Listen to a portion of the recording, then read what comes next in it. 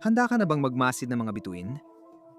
Ngayong Martes, makakakita tayo ng Blood Moon Total Lunar Eclipse na muling mangyayari sa 2029 narito.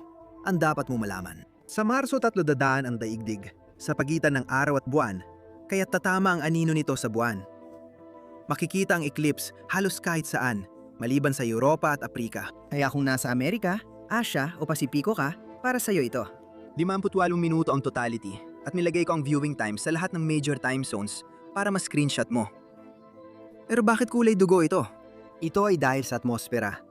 Kapag tumama ang araw sa gilid nito, ang asul na liwanag ay napapatalbog, kaya pulang liwanag ang natitira.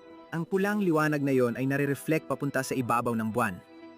Ito rin ang dahilan kung bakit pula ang ating mga paglubog ng araw. Kung makakatayo ka sa buwan habang may eclipse, makikita mong hinaharangan ng daigdig ang araw na napapalibutan ng kumikislap na pulang singsing.